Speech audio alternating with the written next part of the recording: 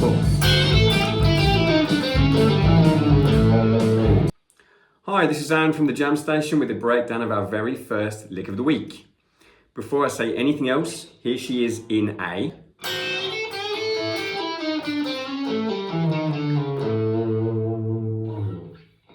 The tab for this lick is available for free on our Patreon page, so please head over there and download. The link is below in the description, along with links to all of our various social media pages. Please drop us a follow if you want to support the page at all. We love to hear from you. Okay, the lick itself. So I'm going to go on a bit of a deep dive here, and as well as show you how to practice the phrase, I'll also highlight some of the extra notes so that you can perhaps apply some of these ideas and concepts to your own playing and improvisations. As is common with a more sophisticated sounding blues lick, it doesn't use any one particular scale, but it hints at a number of different sounds. You might call it a hybrid scale. So a good starting point is the A minor pentatonic scale, position 1, played here at fret 5. I'm sure you already know it.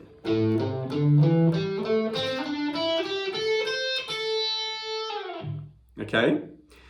To that scale, we're going to add our flat 5th, the E flat, in 2 octaves, okay? Fret 6 of the A string, fret 8 of the G string. This gives us the blues scale. Here we go.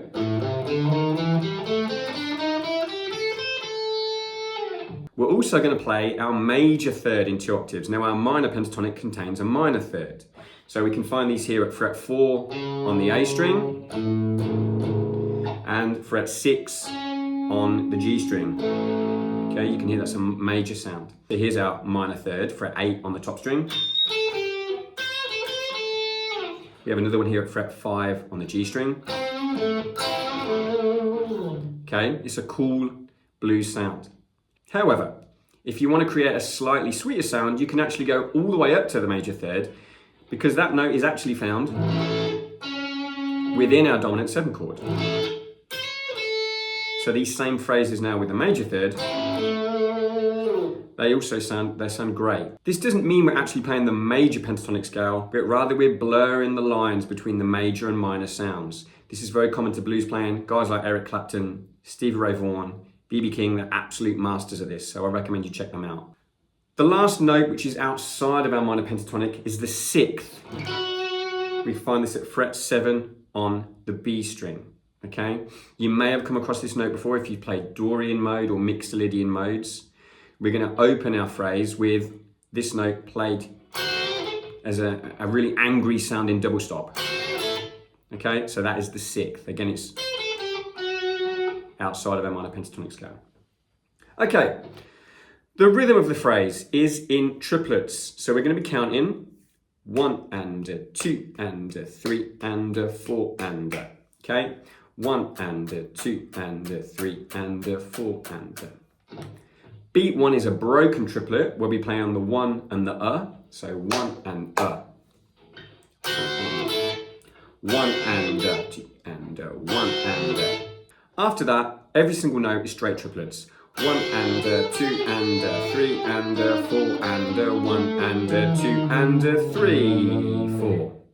So when I learn a lick like this, I tend to break it down into small, bite-sized mini phrases that I can easily loop and repeat and achieve muscle memory as soon as possible, rather than playing the whole phrase from start to finish over and over again. So in this particular lick, I'd probably take beats 1 and 2 as a starting point. This is our double stop, followed by the bend on beat 2. And when you're doing that, so 1 and 2 and, when you're playing this little double stop on fret 5, don't be afraid to let them ring out together. It sounds really nasty, it sounds great. Here we go, I would loop that something like this.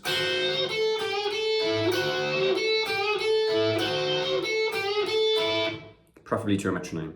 The second phrase would be beats 3 and 4. So now I'm pulling off from frets 8 to 5 on the B string. I'm using my little finger. You could equally use your third finger if you wanted to. And then I'm running down the G string, the flat 5, the 4, and then we've got this really cool minor to major third hammer lick at frets 5 and 6, okay? Rhythmically, that would be 3 and 4 and, again, I would loop that. 3 and 4 and 3 and 4 and 3 and 4 and. Then you join phrases 1 and 2 together. 1 and 2 and 3 and 4 and 4. 1 and 2 and 3 and 4 and. Okay, the final part will be bar 2, beats 1 and 2 of bar 2. This features a pull off on the D string, which you could equally pick if you wanted to. I'm pulling it off, and then I'm running chromatically down the A string, finishing with a slide into the major third. So when we first played the major third, we hammered into it from the flat third. Here we're descending into the major third, which is nice. So in context, 1 and 2 and pull off, slide. Okay, 7, 5, 7, 6, 5, 4. And then I'm going to finish with the root note on beat 3. 1 and 2 and 3, 4. 1 and 2 and 3, 4. Okay, cool. Right, practice. Absorb the phrase, and then I would strongly recommend using a metronome. So I've got one here behind me. I'm going to demonstrate practicing the lick to the metronome at 4 different tempi, just so you can hear it in context. So here we go. This is 60 BPM, and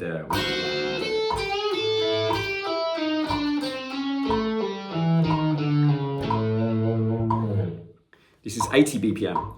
3 and 4 and.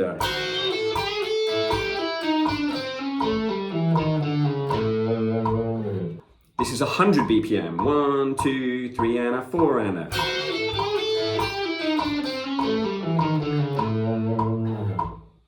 Finally, this is 120, so double our starting point of 60. 1, 2, 3 and 4 and.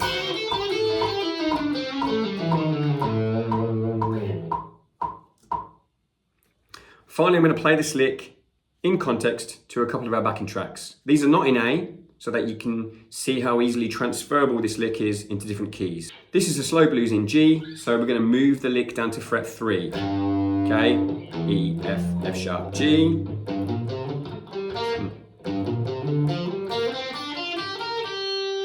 There's our G minor pentatonic scale, etc. Here we go. Brilliant, absolutely brilliant. Okay, here the lick is in G. This is a slow blues in G. I'll put the link below in the description.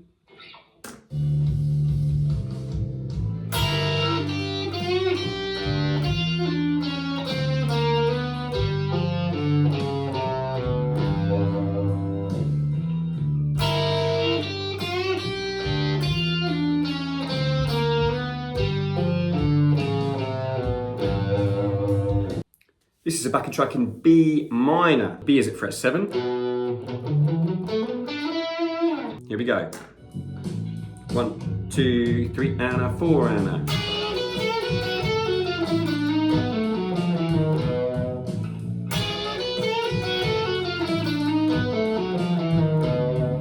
And finally, just to show how cool this sounds in a rock context, this is our AC/DC style backing track in A. So I'm coming back to fret 5.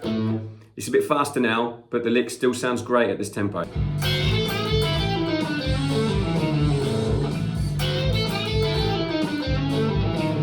Okay, if you have any questions, please leave them below. We absolutely do our best to answer every single one. Any feedback on this lesson? Obviously, this is our very first lick of the week. This is our very first breakdown lesson. So we'd love to hear what we're doing right, what we're doing wrong. Please let us know. And I'll see you in a week for lesson 2.